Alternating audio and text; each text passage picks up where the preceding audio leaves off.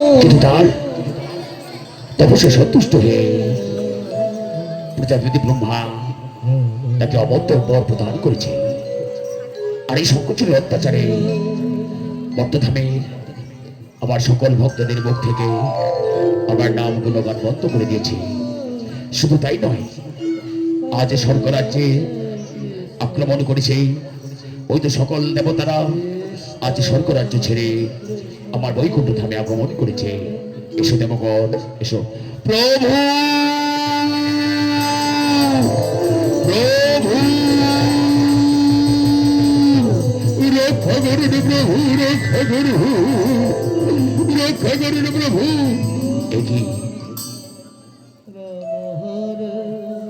একই করলে তোমরা ওই দেবরাজ ইন্দ্র আজ তোমার মতো যোদ্ধা থাকতে কি বলছো তুমি?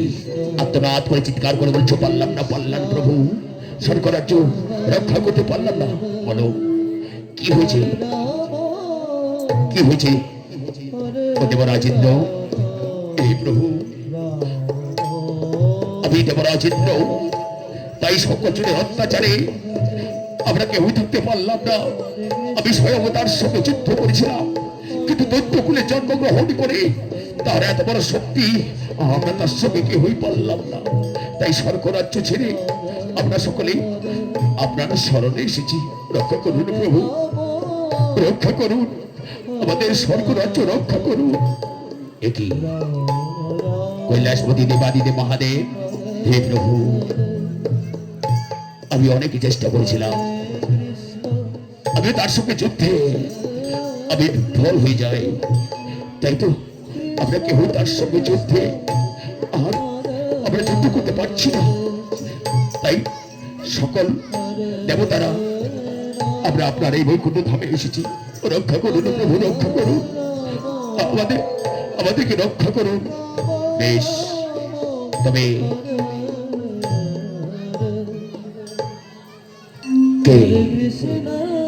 কে তাকে এত বড় শক্তি প্রদান করলো? হে প্রভু প্রজাপতি ব্রহ্মা, হে প্রভু, আমি তাকে অমর্ত্য বর প্রদান করেছিলাম। এছাড়া আমার কোনো উপায় ছিল না। একবার নয়, দুবার নয়, সে 3-3 বার আমার নামে কঠিন থেকে আরো কঠিন তপস্যা করেছিল। তাই বাধ্য হয়ে আমি তাকে অমর্ত্য বর প্রদান করেছিলাম। হে প্রভু, তুমি রক্ষা করুন প্রভু, আমরা যার কেউ তার সঙ্গে পারছি না। বেশ, ওহে দেবগণ, তবে শোনো, শঙ্করচূড়কে প্রজাপতি ব্রহ্মা যেভাবেই অমর্ত্য বর প্রদান করছে, তার একমাত্র উপায় শঙ্করচূড়ের রূপ ধারণ করে যদি কেউ এই শঙ্করচূড়ের স্ত্রী তুলসী সতীত্ব হরণ করতে পারে, তবেই তার বিনাশ ঘটবে। দেবরাজ ইন্দ্র, এ প্রভু আদেশ করুন, যাও যাও। ওই দেবরাজ ইন্দ্র, তুমি ওই শঙ্করচূড়ের রূপ ধারণ করে পাতালে প্রবেশ করো। আর পাতালে প্রবেশ করে যেমন করে হোক ওই তুলসীর সতীত্ব তোমাকে হরণ করতে হবে। না না প্রভু, না, এ কাজ আমার দ্বারা অসম্ভব। আমি পারবো না, আমি পারবো না প্রভু, আমায় ক্ষমা করে দিন প্রভু, আমায় ক্ষমা করে দিন।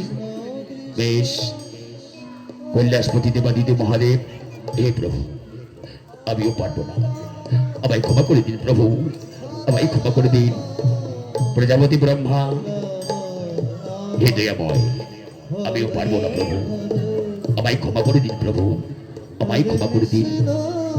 বেশ, তবে শোনো দেবগণ, আমি নিজে যাচ্ছি ওই শঙ্করচূড়ের রূপ ধারণ করে, আমি যাচ্ছি পাতালে, যেমন করে হোক তাকে ছলনা করে আমি ওই সতী তুলসী সতীত্ব হরণ করব। আর তোমরা সকলেই মিলে ওই শঙ্করচূড়কে বধ করবে। তাই এসো, এসো কৈলাসপতি দেবাদিদেব মহাদেব, তাই তোমার ত্রিশূলে দিয়ে যাচ্ছে আমি মহাশক্তি। এই তুমি তোমার মহাশক্তি দ্বারায়, একমাত্র তোমার ত্রিশূল দ্বারায় তুমি পারবে, তুমি পারবে ওই শঙ্করচূড়কে নিধন করতে। হে প্রভু, দাও প্রভু দাও, তবে আর বিলম্ব নয়, এই মুহূর্তে দাও আমার এই ত্রিশূলে দাও মহাশক্তি। এই ত্রিশূলের দ্বারায় আমি যেন ওই নিধন করতে পারি ওই শঙ্করচূড়কে। তথাস্তু তথাস্তু। চলো আমি আসছি দেবগণ, আমি আসছি, আমি আসছি।